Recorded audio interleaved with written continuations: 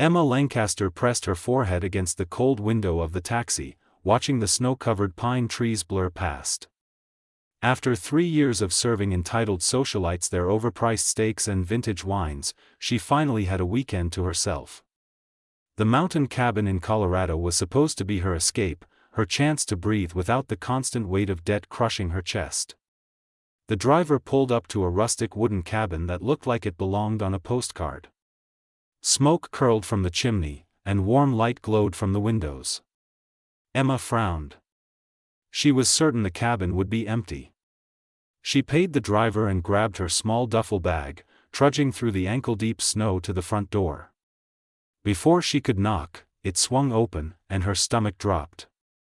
Theodore Blackwell stood in the doorway, looking as insufferably perfect as he had 6 months ago at the charity gala. His dark hair was slightly mussed, and he wore an expensive cashmere sweater that probably cost more than her monthly rent. His gray eyes widened in recognition. "You," they said simultaneously, both voices dripping with disdain. Emma recovered first. "What are you doing here?" "This is my cabin for the weekend." Theodore crossed his arms, his jaw tightening. "I booked this place 2 months ago. I have the confirmation email to prove it." "So do I," Emma shot back, pulling out her phone with trembling fingers. She held up the screen showing her booking confirmation. Theodore examined it, then pulled out his own phone. After a moment of tense silence, he sighed. "It appears the booking system double-booked the cabin. They must have had a technical error."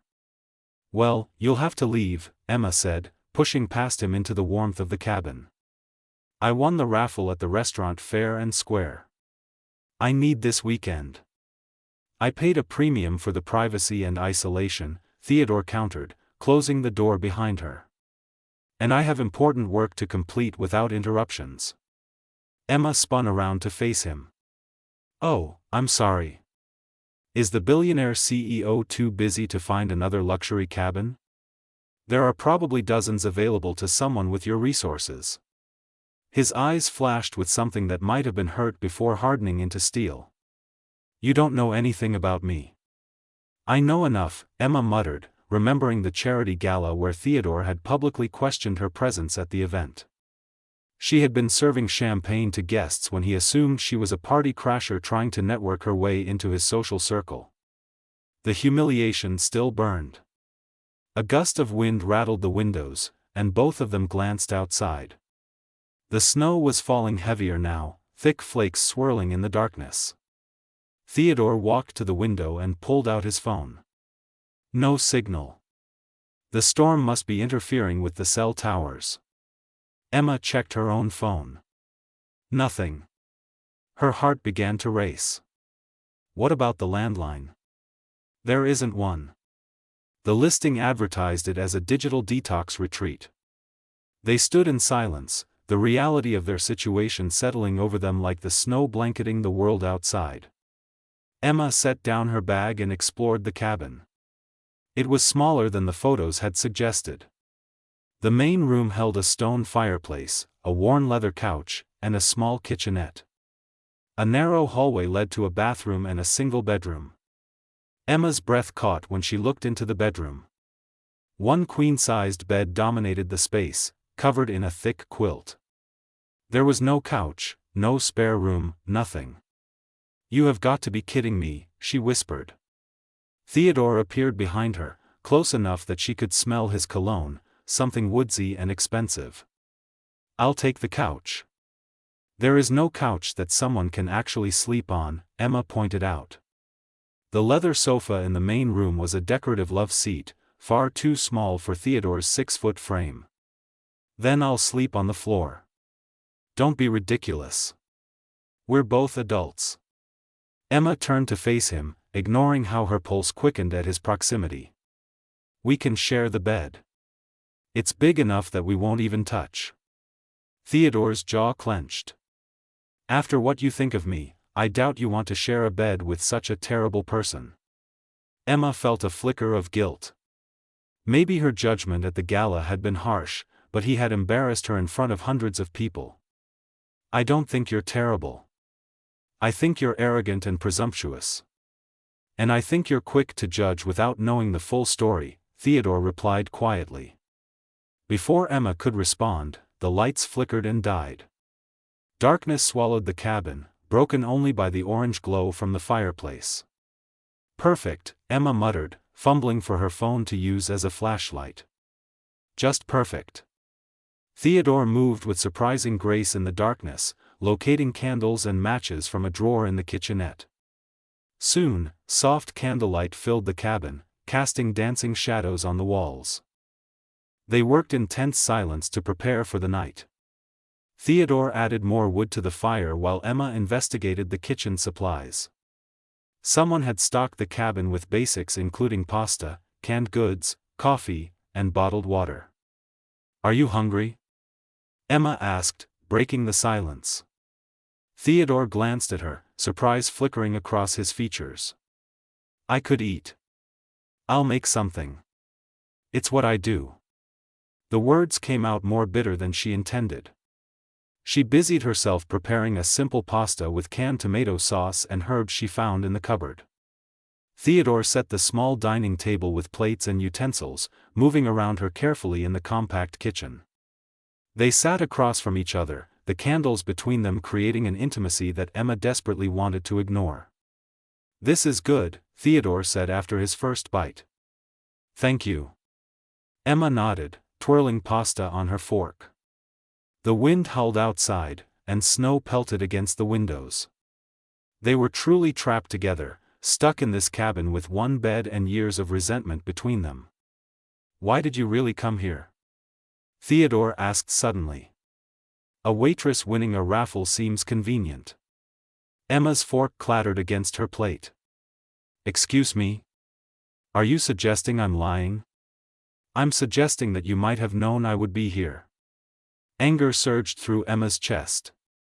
Your ego is truly astounding. You think I would track you down to some remote cabin? I work 70 hours a week at your former colleague's restaurant to pay off $50,000 in medical debt from my mother's cancer treatment. She died anyway. This weekend was supposed to be my first break in 3 years, and now it's ruined because I'm stuck here with you. The words hung in the air between them. Theodore's expression shifted from suspicion to something that looked like regret. I didn't know, he said softly. About your mother. I'm sorry.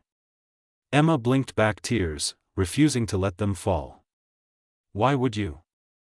People like you don't notice people like me unless we're serving you drinks or getting in your way. That's not fair. Isn't it? Emma stood abruptly, carrying her half-eaten plate to the sink. At the gala, you didn't even give me a chance to explain that I worked there. You just assumed I was some gold digger trying to crash your precious event. Theodore stood as well, his voice rising. Because 3 women had already tried to fake their way into that event that night using fake server uniforms. Security was on high alert. When I saw you, I thought you were another one. Emma froze, her hands gripping the edge of the sink. She turned slowly. What? There had been incidents, Theodore continued, running a hand through his hair in frustration. Women pretending to be staff to get close to wealthy attendees. Security asked me to help identify anyone suspicious. When I saw you, you looked nervous and out of place, and I made a mistake. I realize now how it must have seemed. The fight drained out of Emma. She had spent 6 months hating this man, building him up in her mind as the embodiment of everything wrong with the wealthy elite. But standing here in the candlelight, seeing the genuine remorse in his eyes, she felt her certainty crumbling. You still humiliated me, she whispered. I know. And I've regretted it every day since. The confession hung between them, heavy with meaning. Outside, the storm raged on, trapping them together in this small cabin with one bed and a fragile truce forming in the spaces between their words. Emma took a shaky breath. We should get some sleep. Tomorrow we can figure out how to get out of here. Theodore nodded. I'll take the floor in the bedroom. You take the bed. Theodore, Emma said, surprising herself by using his first name. It's freezing, and the fire might not last all night. We can share the bed like adults. Just stay on your side. He studied her for a long moment before nodding. All right. They prepared for bed in awkward silence, Emma changing in the bathroom while Theodore banked the fire. When she emerged in her flannel pajamas, she found him already in bed, lying rigidly on the far edge, still wearing his sweater and jeans. Emma climbed under the covers on her side, maintaining as much distance as possible. The bed was warm, but she could feel the cold air seeping through the gaps in the old cabin's walls. "Emma," Theodore said in the darkness. "What?" "I really am sorry. About everything." She closed her eyes, feeling something shift in her chest. "I know." As the wind howled and the snow continued to fall, Emma lay awake, acutely aware of the man beside her. The man she was supposed to hate. The man whose quiet breathing was somehow comforting in the darkness. Tomorrow they would find a way out of this situation. But tonight, trapped by the storm, something between them had changed. And Emma wasn't sure if that terrified her or thrilled her more. Morning light filtered through the frosted windows, casting pale blue shadows across the bedroom. Emma woke slowly, registering warmth against her back and a heavy arm draped over her waist. Her eyes snapped open. Sometime during the night, she and Theodore had gravitated toward each other. His body curved around hers, his breath warm against her neck. For a moment, she allowed herself to stay still, feeling safer than she had in years. Then reality crashed back, and she carefully extracted herself from his embrace. Theodore stirred, his eyes opening with confusion before awareness flooded his features. He sat up quickly, running a hand over his face. "I apologize. I must have moved in my sleep." Emma busied herself straightening the covers, her cheeks burning. "It's fine. We were cold. Body heat is practical." They avoided eye contact as they took turns in the bathroom and migrated to the kitchen. The power was still out, but the fire had survived the night. Theodore coaxed it back to life while Emma assessed their food situation. "We have enough for a few days if we're careful," she said, filling a kettle with bottled water to heat over the fire. "Coffee? Please." They worked together in surprising harmony, Emma making oatmeal while Theodore managed the fire. The domesticity of it felt strange and comfortable at the same time. "The snow hasn't let up," Theodore observed, peering out the window.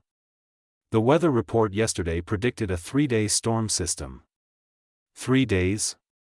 Emma's voice came out higher than intended. "Stuck here for 3 days?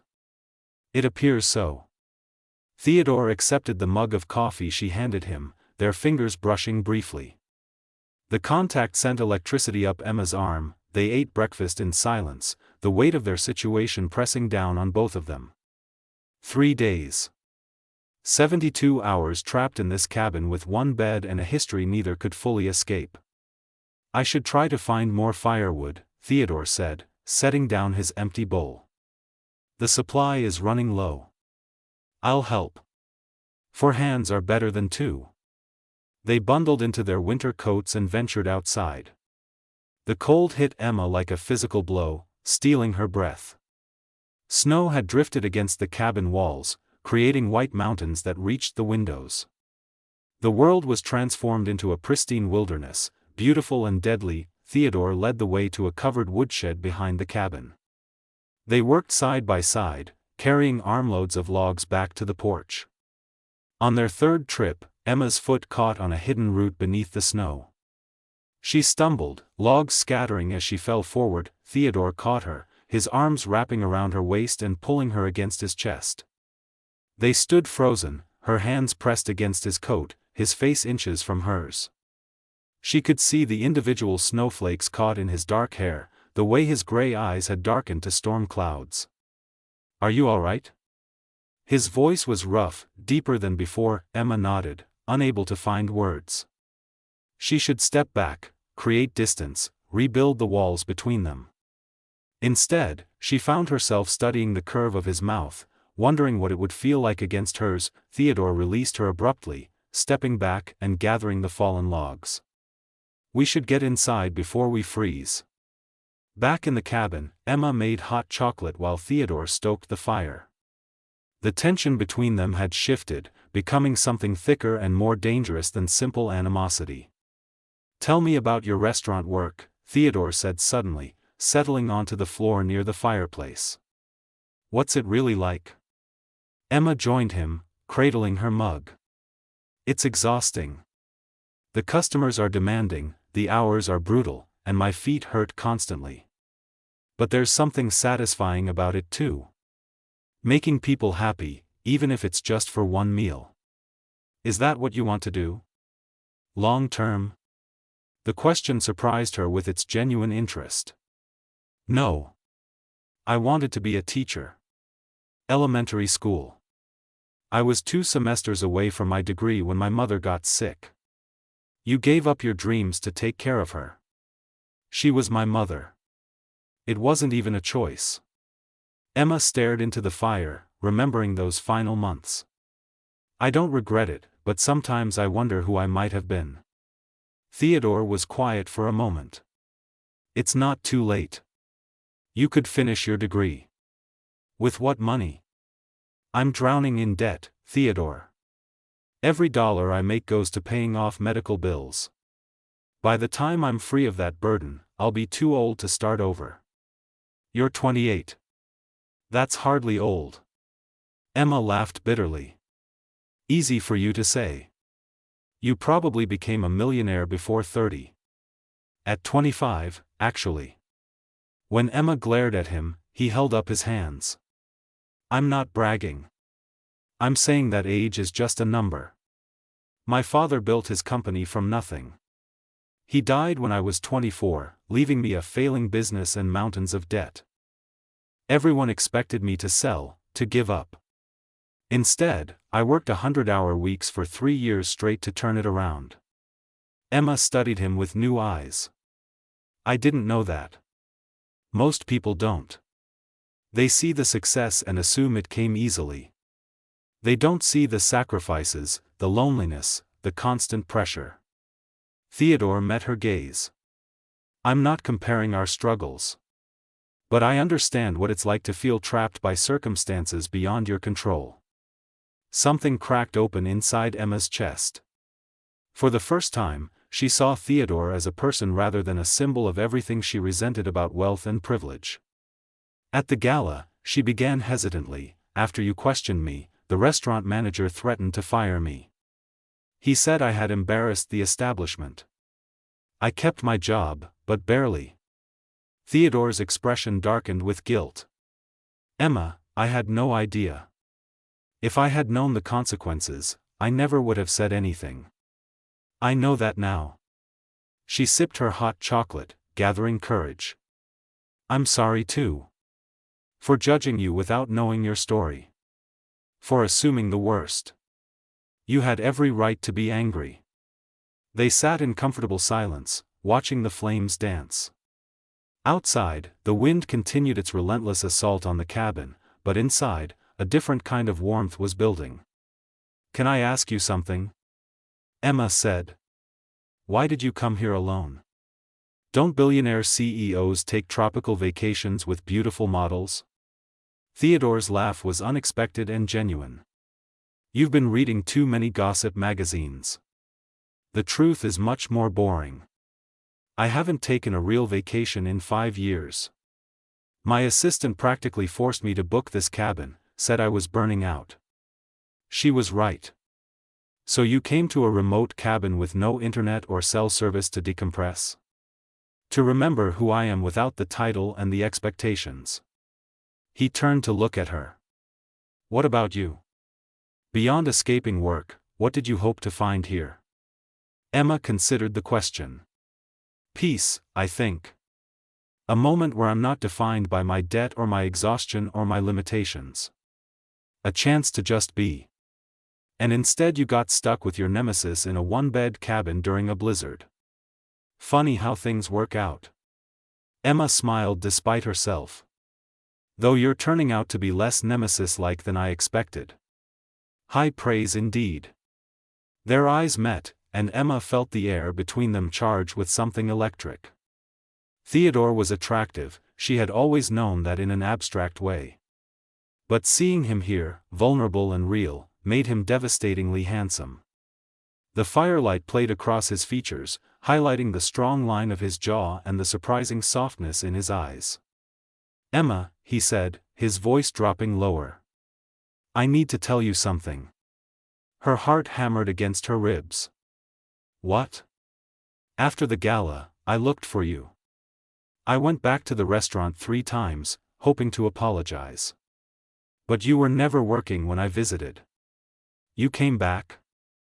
Emma's voice was barely a whisper. "I couldn't stop thinking about you. About how brave you looked standing there, refusing to back down even when I was being a complete fool. About how your eyes flashed with anger and something else I couldn't quite name." Theodore shifted closer, his hand reaching out to brush a strand of hair from her face. "I've thought about you every day for 6 months." Emma's breath caught. She should pull away, protect herself from the inevitable hurt that came from wanting something she couldn't have. Instead, she leaned into his touch. "I've thought about you too," she admitted. "I told myself it was hatred, but maybe it was something more complicated." "Like what?" "Like attraction masked as anger. Like curiosity disguised as contempt." Emma's hand found his, their fingers intertwining. "Like something I was too scared to acknowledge because you represented a world I could never belong to." "What if I don't want you to belong to that world?" Theodore's other hand cupped her cheek. "What if I want you exactly as you are?" The question hung between them, heavy with possibility. Emma could feel her resolve crumbling, all the reasons she should keep her distance melting like snow in the spring sun. "This is crazy," she whispered. "We barely know each other." "Then let me know you." Theodore's thumb traced her lower lip, and Emma's eyes fluttered closed. "Let me spend these 3 days learning everything about Emma Lancaster. What makes you laugh, what makes you dream, what makes you feel alive. And then what? The storm clears and we go back to our separate worlds? Or maybe we build a new world together." Emma opened her eyes, finding Theodore's gaze intense and unwavering. In that moment, she made a choice. To be brave, to take a risk, to allow herself to want something more than mere survival. She closed the distance between them, her lips meeting his in a kiss that felt like coming home and jumping off a cliff simultaneously. Theodore responded immediately, his arms pulling her close as the kiss deepened. It was hunger and tenderness, passion and promise, everything Emma had denied herself for so long. They broke apart, both breathing hard. Theodore rested his forehead against hers. "I should probably tell you," he said with a slight smile, "that I'm completely out of my depth here." Emma laughed, the sound surprised and joyful. "Join the club." They spent the rest of the day talking, really talking, in a way Emma had never experienced. Theodore told her about the pressure of maintaining his father's legacy, the board members who questioned his every decision, the loneliness of being responsible for thousands of employees' livelihoods. Emma shared her dreams of teaching, her love of children's literature, the small apartment she called home that leaked whenever it rained. As afternoon faded to evening, they prepared dinner together. Theodore proved surprisingly competent in the kitchen, chopping vegetables while Emma seasoned the chicken she found in the freezer. "Where did a billionaire CEO learn to cook?" Emma teased. "My mother. She insisted I know how to take care of myself, regardless of wealth." Theodore's expression softened with memory. "She died when I was 16. Cancer, like your mother." Emma's hand found his. "I'm sorry. It's part of what drove me to save my father's company. I couldn't let him lose everything after losing her." He squeezed her hand. "But it's also why I understand your sacrifice. Family is worth everything." They ate dinner by candlelight, the intimacy of the setting no longer awkward but natural. The conversation flowed easily, punctuated by laughter and long gazes that spoke volumes. After cleaning up, they returned to the fire. Theodore pulled Emma against his side, and she curled into his warmth without hesitation. Outside, the storm continued its assault, but inside the cabin felt like its own protected universe. "Emma," Theodore said softly, "I want you to know that whatever happens here, whatever we become to each other, I'm going to help you finish your degree." Emma stiffened, pulling back to look at him. "I don't want your money. It's not charity. Consider it repayment for the harm I caused at the gala. Or an investment in a future teacher who will shape young minds." His hand cupped her face. "Or let me do it because the thought of you sacrificing your dreams for another decade makes my chest hurt." Tears pricked Emma's eyes. "Why do you care so much?" "Because in 24 hours, you've reminded me what it feels like to be human. To want something beyond business success and profit margins." Theodore's kiss was gentle, reverent. "Because you're extraordinary, Emma Lancaster, and the world deserves to benefit from your gifts." Emma kissed him back, pouring every unspoken emotion into the connection between them.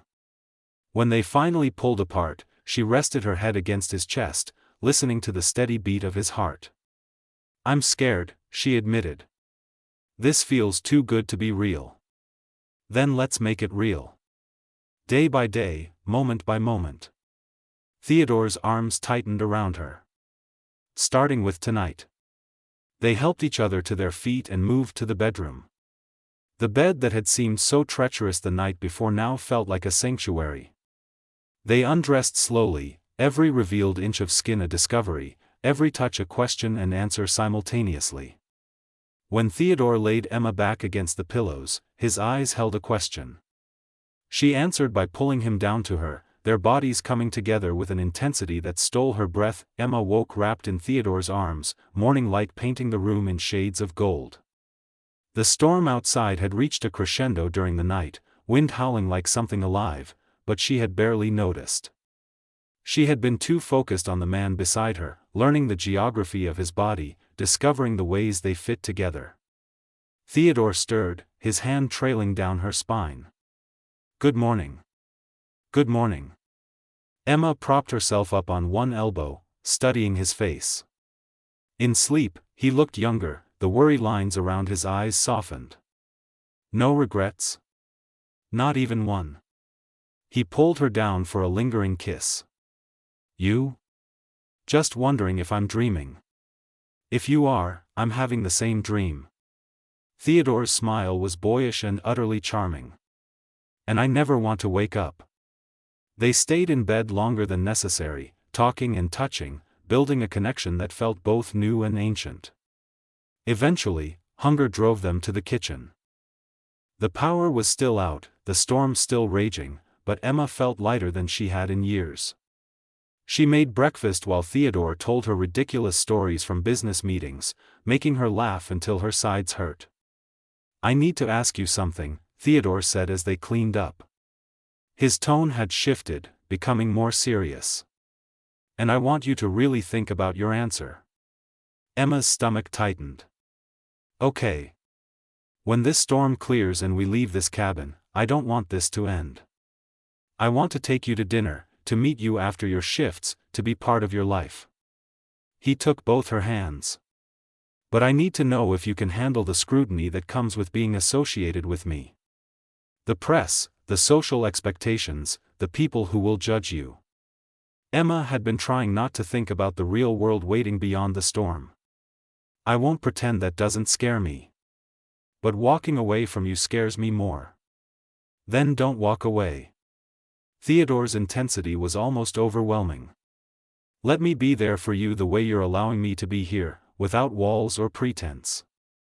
Let me show you that not all wealthy people are heartless, that some of us remember where we came from." "I never thought you were heartless," Emma said softly. "Arrogant, maybe. Privileged, definitely. But seeing you here, being with you like this, I understand that you're just a person trying to do his best with the hand he was dealt." Theodore kissed her forehead. "I have a proposal. Actually, several proposals. Emma raised an eyebrow. Should I be worried? First, I want to pay off your medical debt. Before you argue, he continued quickly, seeing her expression, hear me out. That $50,000 is pocket change to me, but it's a prison sentence for you. Let me give you freedom. Theodore, I can't just take your money. You're not taking anything. Consider it compensation for the damage I caused to your reputation at the gala. My lawyer could draw up papers making it official if that makes you feel better. Emma bit her lip, torn between pride and practicality. What are the other proposals? Second, I want to fund your education. Tuition, books, living expenses so you can quit one of your jobs and focus on your degree. You can pay me back if you insist, but I'd rather consider it an investment in someone I believe in. You barely know me. I know enough. I know you're intelligent, compassionate, and strong enough to sacrifice everything for someone you love. I know you have dreams worth supporting. Theodore's thumb traced circles on her palm. Third proposal is the most selfish one. What is it? Move in with me. Not right away, he added quickly. But eventually. I have a penthouse that's too big and too empty. I want to wake up with you every morning. I want to come home to you every night. I want to build a life together. Emma's heart raced. That's moving very fast. I know. And if you need time, we'll take time. But I'm 35 years old, Emma. I've dated plenty of women who wanted my money or my status. You're the first person who's wanted me, just me, flaws and all. His voice cracked slightly. Don't make me go back to that empty penthouse alone. Tears spilled down Emma's cheeks. You really mean all of this? Every word. I'll sign contracts, make legally binding agreements, whatever you need to feel secure. But please, Emma, give us a real chance. She threw her arms around his neck, kissing him with everything she had. Yes. To all of it. But I need some conditions of my own. Theodore pulled back, smiling. Name them. I finish my degree on my own merit. No calls to professors, no special treatment. If I fail honestly. Agreed. I keep working at the restaurant until I graduate. I need to finish what I started there. As long as you cut back your hours so you're not exhausted all the time. Agreed. And we take things at a pace that feels right for both of us. No rushing into anything just because we're caught up in the romance of this situation. Theodore cupped her face. Emma Lancaster, you drive a hard bargain. But I accept all your terms. He kissed her slowly. Anything else? Just one more thing. Promise me that if this doesn't work, if we realize we were caught up in cabin fever and impossible circumstances, we'll be honest about it. No dragging things out, no staying together out of obligation. His expression grew serious. I promise. But I don't think that's going to be a problem. What we have here isn't cabin fever. It's real, and it's worth fighting for. They spent the rest of the day in peaceful domesticity, reading books they found on the cabin's shelves, playing cards, talking about everything and nothing. The storm began to ease as evening approached, the wind dying down to occasional gusts. That night, they made love slowly, savoring every moment, knowing that the next day would bring the real world crashing back in. Afterward, Emma lay with her head on Theodore's chest, listening to his heartbeat. I'm terrified, she whispered. What if we can't make this work outside of this cabin? Then we'll figure it out together. Theodore's arms tightened around her. But I have faith in us, Emma. We survived being enemies. We survived being trapped together. We can survive anything. Morning brought clear skies and the distant sound of snowplows. Theodore used the now working landline to arrange for a car to pick them up. They packed in comfortable silence, both reluctant to leave their sanctuary. As they stood on the porch waiting for the car, Emma looked back at the cabin. "Thank you for the worst and best weekend of my life." Theodore laughed, pulling her close. "Same to you. Though I'm particularly grateful for how the best parts outweighed the worst." The town car arrived, driven by Theodore's personal driver, who showed no surprise at finding his employer with a companion. During the drive back to Denver, Theodore held Emma's hand, occasionally raising it to his lips. "Come home with me," he said as they approached the city. "Just for tonight. Let me show you what our life could look like." Emma hesitated only a moment before nodding. "Okay." Theodore's penthouse was everything Emma expected and nothing like she imagined. Yes, it was luxurious with floor-to-ceiling windows overlooking the city, expensive furniture, and artwork that probably cost more than her annual salary. But it was also strangely impersonal, more like a hotel than a home. "It needs your touch," Theodore said, watching her explore. "It needs life and warmth and someone who actually uses the kitchen for more than storing takeout menus." Emma turned to him. "You really want this? A waitress with student debt and big dreams?" Theodore crossed the room, taking her face in his hands. "I want Emma Lancaster, the woman brave enough to stand up to me, smart enough to see through my defenses, and kind enough to give me a second chance. Everything else is just details." Their kiss was interrupted by Theodore's phone ringing. He glanced at the screen and sighed. "It's my assistant. I should take this." While Theodore handled business, Emma wandered through the penthouse. She found herself in his bedroom, sitting on the edge of his massive bed. 6 months ago, if someone had told her she would be here, she would have laughed in their face. Life was strange and beautiful and full of impossible possibilities. Theodore found her there, ending his call and sitting beside her. "That was Margaret, my assistant. She's thrilled I actually took time off and wants to meet the woman who convinced me to stay away an extra day." "Does she know about me? About the gala?" "She knows everything. She was the one who encouraged me to go back to the restaurant to apologize. She's going to love you." Emma leaned against him. "I should probably go home soon. Face my real life, tell my roommate where I've been, check my mail. Will you come back? Tomorrow night? I'll cook dinner, something simple, and we can talk about how to make this work with your schedule and mine." "I'd like that." Theodore drove Emma home himself, refusing to let his driver take her. Her apartment building looked shabbier than ever after the luxury of the penthouse, but Theodore made no judgments. He walked her to her door, kissing her goodbye like she was something precious.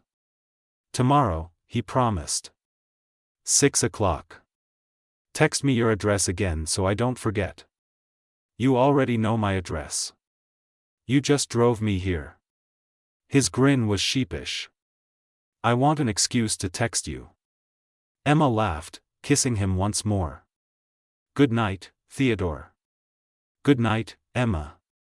She watched him walk away, then let herself into her apartment. Her roommate, Jessica, looked up from the couch with wide eyes. "Oh my God, you're alive. I was starting to worry when you didn't answer your phone." The storm knocked out cell service. Emma dropped her bag and collapsed onto the couch. "Jess, something impossible just happened." She told her roommate everything, watching Jessica's expression cycle through disbelief, excitement, and concern. "Emma, please be careful," Jessica said when she finished. "I know this feels like a fairy tale, but billionaires don't just fall for waitresses and solve all their problems." "I know. Believe me, I know how crazy this sounds. But Jess, being with him feels right. He sees me, really sees me, in a way no one else ever has. Then I'm happy for you. Just promise me you'll protect your heart." "I promise." The next 6 months unfolded like a dream. Theodore kept every promise he made in the cabin. He paid off Emma's debt, funded her return to college, and slowly, patiently, integrated her into his life. Emma learned to navigate the social pressures that came with dating a billionaire, handling press attention and judgmental socialites with grace. She cut back her hours at the restaurant but kept working, finishing what she started. Her co-workers were skeptical at first, but Emma's genuine nature won them over. She was still the same person, just happier and more hopeful about the future. Theodore transformed under Emma's influence, becoming more engaged with charitable causes and employee welfare. He established a scholarship fund for children of service workers, citing Emma's mother as inspiration. The gesture made Emma cry for an hour. They had their fights, moments when their different worlds collided painfully. But they worked through every disagreement with honesty and compromise, building something stronger than either had known was possible. On a snowy evening in December, exactly 1 year after the cabin, Theodore took Emma back to Colorado. They stood on the porch of the same cabin, now decorated with twinkling lights. "I rented it for the whole week," Theodore said, pulling her close. "Thought we could use an anniversary trip." Emma wrapped her arms around his waist. "Best idea you've ever had." Inside, the cabin was warm and welcoming. Theodore had arranged for it to be stocked with food and firewood. But this time, the one bed didn't seem like a problem. It seemed like perfection. After dinner, Theodore led Emma back outside. Fresh snow had begun to fall, soft flakes catching in her hair. "Emma Lancaster," he said, taking both her hands. "A year ago, I was miserable, empty, and convinced I'd never find real connection. Then a booking error and a blizzard gave me the greatest gift of my life. You." Emma's heart began to race as Theodore knelt in the snow, pulling out a small velvet box. "You've made me laugh, challenged me to be better, and shown me what it means to truly live rather than just exist. I don't want to spend another day without you. Will you marry me?" Tears streamed down Emma's face as she nodded. "Yes. 1,000 times yes." Theodore slipped the ring onto her finger and stood, lifting her off her feet in a spinning embrace. Their laughter echoed through the quiet forest. Inside the cabin, they celebrated with champagne and chocolate, wrapped in blankets by the fire. Emma kept staring at her ring, a simple but elegant diamond that caught the firelight. "I can't believe this is my life," she whispered. "A year ago, I was drowning. Now I'm engaged to the man I once called my nemesis. Funny how things work out." Theodore kissed her temple. "For what it's worth, you were my favorite nemesis." "Just your favorite? I better be your only nemesis." "Fair point." He turned her to face him. "You know what the best part is? We're just beginning. Years from now, we'll tell our children about the cabin and the storm and how their mother drove me crazy in the best possible way." "Children?" Emma's eyes widened. "Eventually. When you're ready. After you've become the best elementary school teacher in the state and changed countless lives." Theodore's smile was warm. "I'm patient. I can wait for everything as long as I have you." Emma kissed him deeply, pouring all her love and gratitude into the connection. They had started as enemies, become lovers, and now stood on the edge of forever. The next morning, they woke tangled together in the bed where their story had truly begun. Emma traced patterns on Theodore's chest, still processing the ring on her finger. "What are you thinking?" he asked sleepily. "That I never expected to be stuck in a cabin with one bed and my nemesis. And I definitely never expected to be grateful for every moment of it." Theodore laughed, the sound rumbling in his chest. "Life is full of surprises. The best kind." Emma propped herself up to look at him. "Promise me something?" "Anything. That we'll come back here every year. No matter how busy we get, no matter what life throws at us. This cabin, this bed, this place where we found each other. I promise." Theodore sealed the vow with a kiss. "Every year, for the rest of our lives." As snow continued to fall outside, Emma Lancaster and Theodore Blackwell began planning their future. A future neither had imagined a year ago, built on the foundation of honesty, vulnerability, and love discovered in the most unexpected place.